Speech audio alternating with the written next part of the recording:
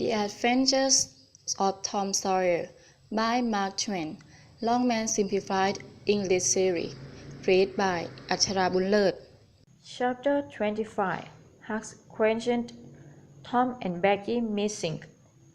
Before sunrise on Sunday morning, Huck lamped at the old ranchman's door. A call came from a window. "Who's there?" Only Huck went. "That's a name that can open his door night or day welcome." These were strange words to the ears of the vagabond boy, and the pleasantest he had ever heard. The door was quickly unlocked, and the old man and his sons speedily dressed themselves. "Now, my boy, I hope you're hungry, because breakfast will soon be ready. The boys and I hoped that you would stay here last night." "I was terrified," said Huck, "and I ran 3 miles without stopping. I've come now because I want to know about it, and I've come before daylight because I didn't want to come across those devils, even if they were dead." "No, they're not dead, Huck." He fired at them, "but they got away in the dark. Then we put the police on their tracks." A description of the scoundrel would help a great deal. "Did you see what they were like?"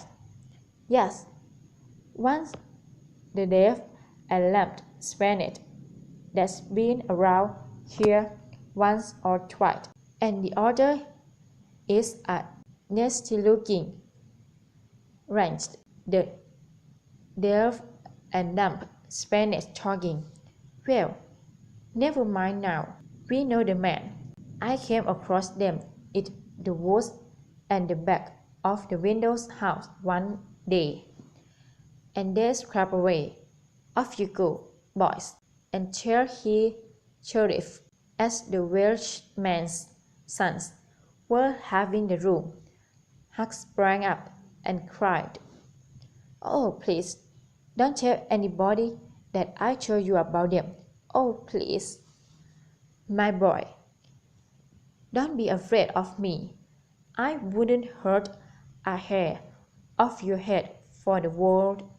No, I'll protect you." Why are you so frightened of these men? What do you know about them? That Spaniard is not deaf and dumb. Do you know who he is? Now, trust me. I wouldn't betray you."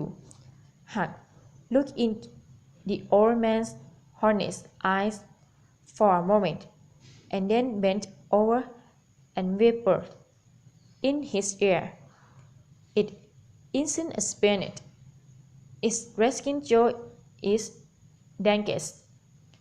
The old Welshman almost jumped out of the chair. "It's all plain enough now.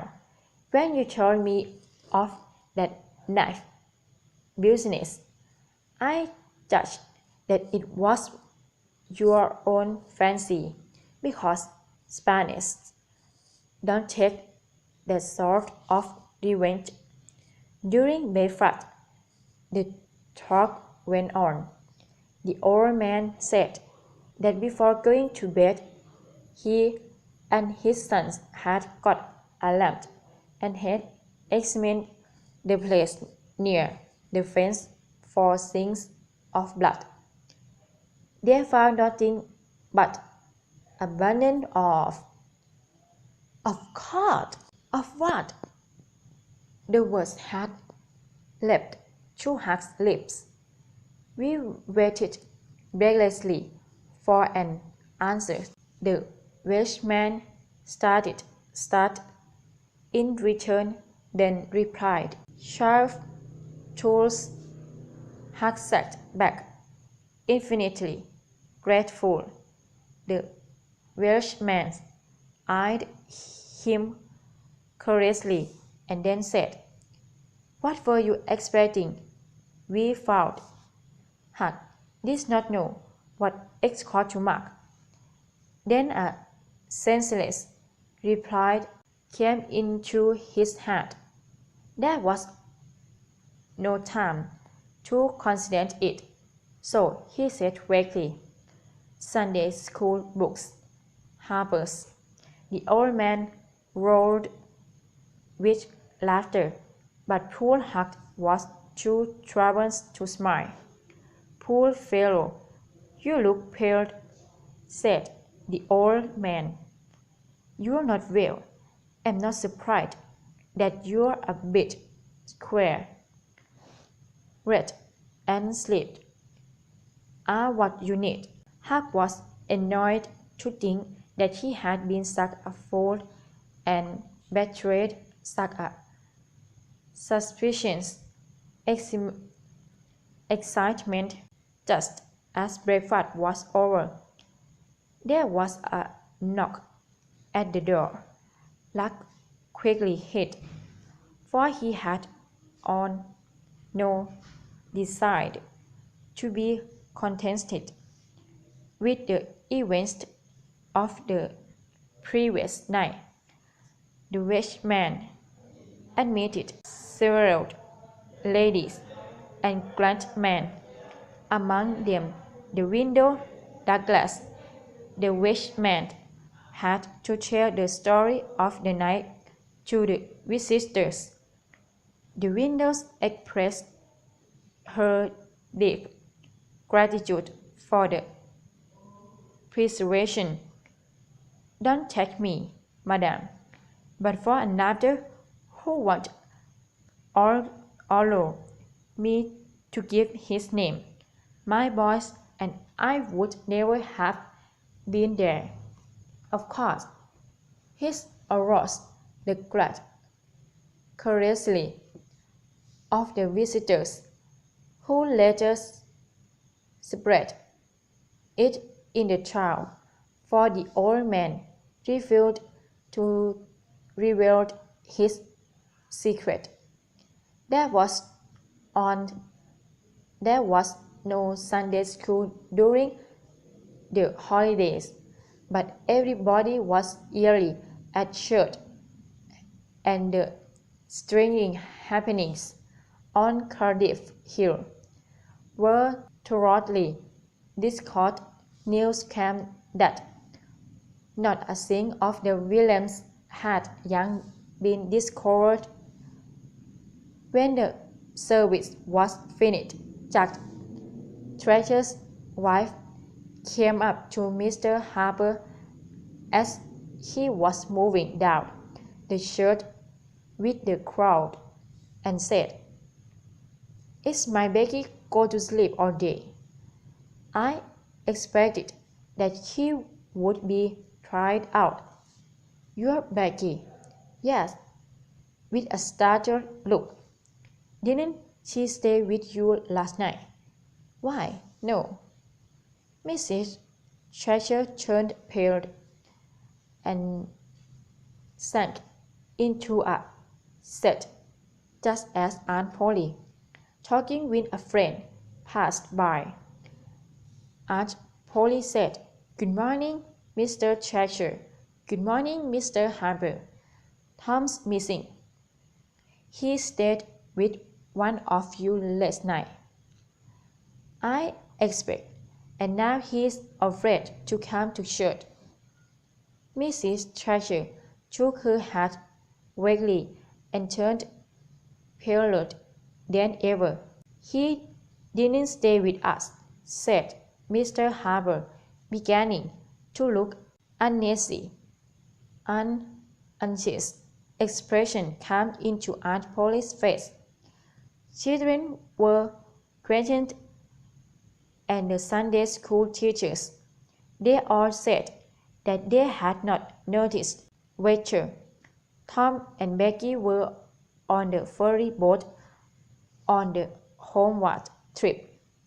On one had thought of inquiring whether anyone was missing. One young man thoughtlessly expressed his fear that they were still in the cave. Mrs. Thatcher felt it away, and Polly started weeping. The alarm swept from street to street.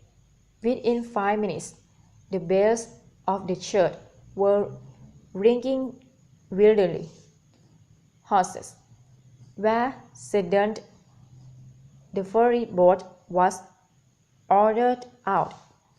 In half an hour, 200 men were pouring down the main road and the river towards the cave.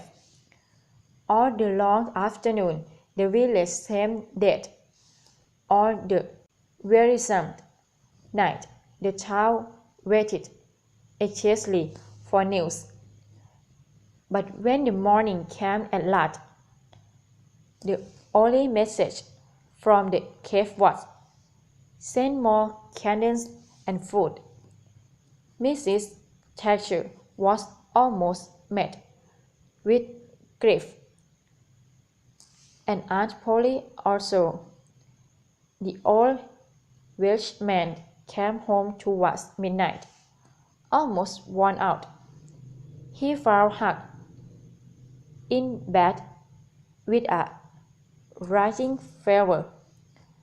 The doctors were all at the cave, so the widow Douglas took charge of the patents. She said that she would do her best for him, whether he was good or bad, because no human being should be neglected before midday parties of exhausted men returned to the village.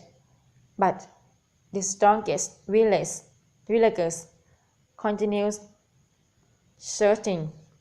All the news that should be gained was that the depths of the cave were being examined, that wherever one wandered through the passage, life could be seen, and shout and pistol shots heard, that the names Becky and Tom, that its candle smoke had been found on a rocky vale far from the paths unusually visited by tourists. 3 dreadful days at night glanced by, and the village sank into despair.